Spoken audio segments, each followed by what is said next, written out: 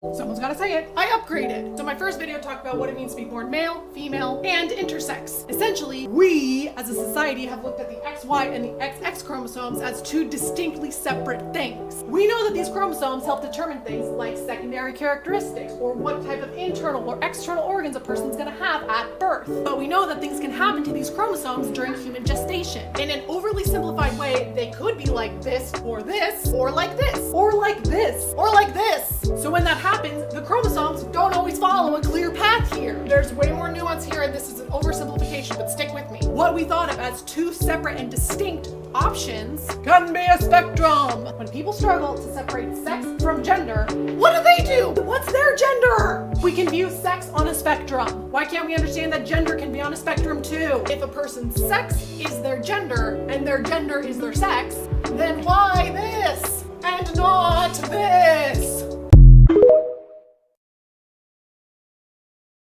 I have a functioning uterus and fallopian tubes, etc. I was assigned female at birth, but I just found out I have XY chromosomes. MAP3K1 is apparently the gene that was responsible for my stunted sexual development in the womb.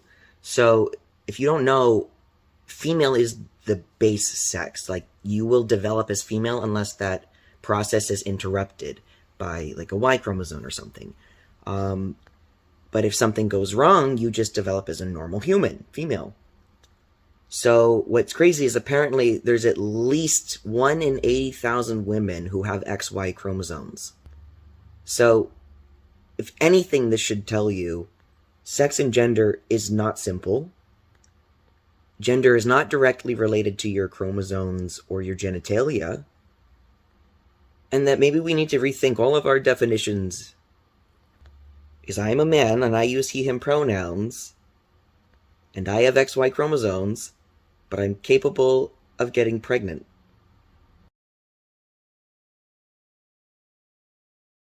Biologically speaking, tomatoes are fruit, and so are avocados, olives, corn, pumpkins, cucumbers, eggplants, and peppers. These are all, biologically speaking, fruit. But because of their qualities and their functionalities, we refer to them as vegetables, because we don't put peppers and avocados in a fruit cocktail.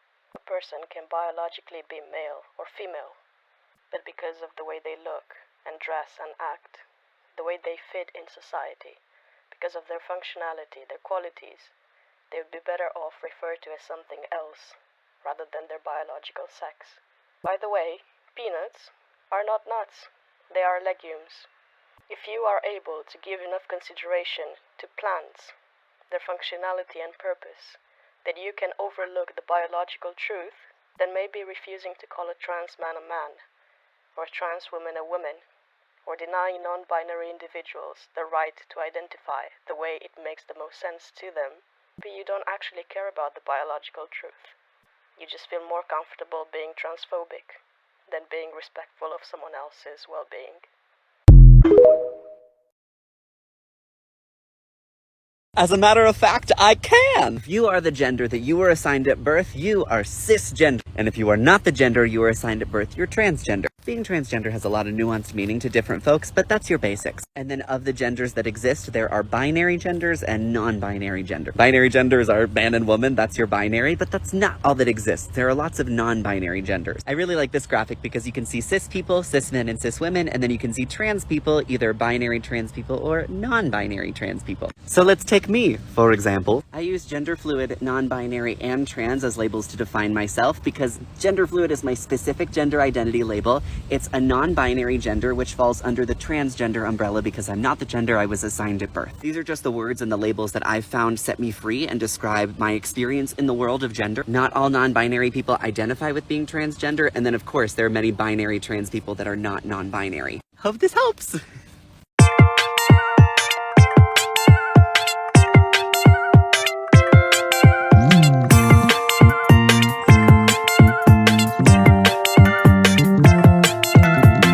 I'm still mad we never learned learned in school that Shakespeare was bi and wrote sonnets about a dude and a woman of color he was into. Hi everyone, I'm still mad that we were told Emily Dickinson was a spinster when she spent her whole life writing love letters to a woman. Hi everyone, I'm still mad about the fact that we never got taught any of the super gay Greek myths. It seems impossible to think that they managed to pick all the hetero myths when Greece was just that gay, but guess what? They did. Hi everyone, Virginia Woolf was also bi. I'm still mad that so much of literature is queer and has queer coding within it that deserves to be analyzed through that lens in the same way that we don't ignore the gender of an author. But sexuality is never mentioned in high school literature classes. Hi everyone, I'm still mad that we were never taught that Da Vinci was gay AF and that the ideal Western world has of Jesus, white, long, straight brown hair, was based on one of his male lovers. Hi everyone, I'm still mad that we were taught Sir Isaac Newton died a virgin when he had multiple boyfriends over the course of his life, one of whom he wrote passionate love letters to and lived with.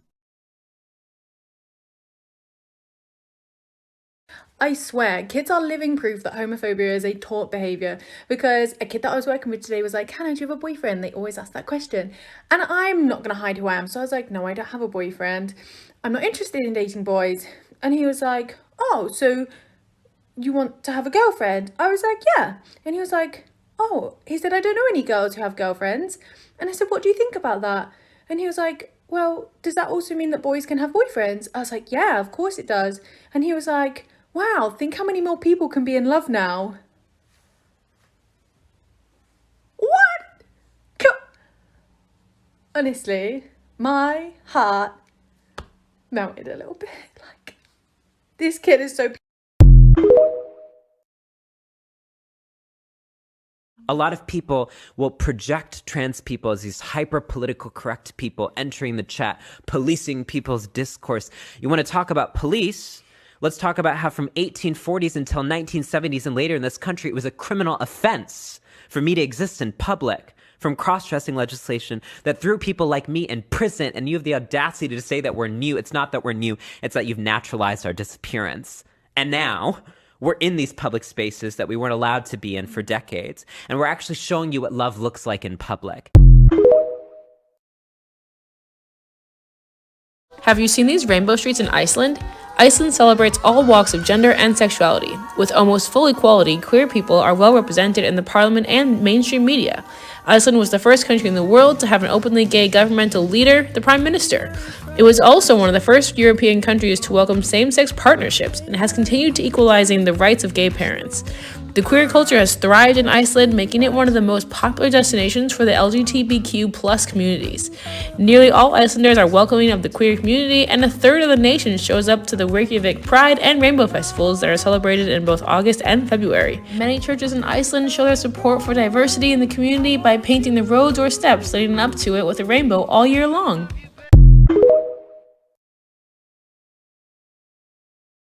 Just because you go change your plots doesn't make you a woman. Sorry. I find it hilarious that TERFs use that kind of logic because it's solid logic.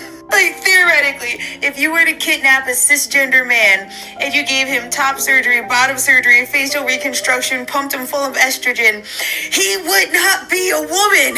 He would still be a cisgender man. We actually know this because this has happened. This is David Reimer. After receiving a botched circumcision that would leave him without a functioning penis, his parents took him to a psychologist, Dr. Money, who, because of the nature of penile and vaginal reconstructions, advised that David be raised as a woman. At the time, vaginal reconstruction was a lot more advanced than penile reconstruction. So at 22 months of age, David had his testicles removed, and a vaginoplasty. Dr. Money believed that gender was a learned behavior, and not something that's innate to the person. So he believed that if David was raised as a woman, that he would just accept life as a woman. He was even given estrogen to induce breast tissue, and kept in the dark his entire life, up until he was 14, at which point his father decided to disclose his history, because David was experiencing suicidal ideation, and he had for most of his childhood rejected womanhood. At the age of 14, David assumed his new identity as David. He went through a double mastectomy, phalloplasty, and began taking testosterone. Eventually, at the age of 38, David Reimer did succumb to suicide. But his legacy is a reminder to people that queer intersex, and even cisgender people should have the right to bodily autonomy. They should be able to make decisions for themselves about their gender identity and their bodies. And no matter how many hormones or surgeries that you give somebody, they will always be the gender identity that they are. Because even trans, intersex, and cis people are not defined by their genitalia. Most historians agree that homosexuality or sexual diversity existed in almost every single culture documented in history. Dr. Bonnie Morris of George Washington University gives a lot of examples in this article. I'm going to mention a few of them. Homosexuality existed in ancient Israel. We know this because it's mentioned in the Bible. Homosexuality existed in ancient Greece between both men and women. There's significant evidence of individuals living lives as genders other than the genders they were assigned at birth. Historical lyrics describing same-sex attraction, children in Albania to Afghanistan being raised as opposite sexes, the female husbands of Kenya to the Native American two-spirit alternatives. All of these depictions of sexuality are starkly different, albeit more expansive than the Western male-female binary relationship that was dominant in European culture. So what happens when Europeans begin conquering the lands of these cultures and are faced with sexual practices that defy their heteronormative culture? Good news, they tell us. European colonizers often documented their travels and portrayed cultures having various sexual relations as savage or evidence of a lower racial hierarchy. Remember that most of these colonizers were Christian and conquered the lands of innocent people under the guise of a calling by God. European colonizers thought sexuality outside the heteronormative relationship was bad for two reasons. One, these cultures contradicted the European interpretation of the Bible surrounding sexuality. Two, these sexually diverse cultures were extremely different from the heteronormative European culture, creating a shock value that made Europeans uncomfortable, thus creating a wave of homophobia originating from European Christian colonizers that challenged otherwise accepting sexual cultures in the rest of the world. Okay, so I have an intersex chicken. Her name is Esmeralda, and she is an Australorp. She should look like that white lady back there, but she doesn't. She also has a great big comb, kind of like a rooster. She has spurs, like a rooster. And look at that big old exaggerated tail, the waterfall feathers. She even kind of walks like a rooster. But I say she because I have watched Esmeralda lay an egg. Thing is, clearly this chicken is not a she. This chicken is, at the very least, non-binary. If not a he that just so happens to lay eggs. It's time to transition Esmeralda. I'm thinking a nice, gender-neutral name. Something with some flair, because they're very fire. And until they're able to tell me their pronouns, I think we're just going to go they, them from now on. Y'all have a gay day.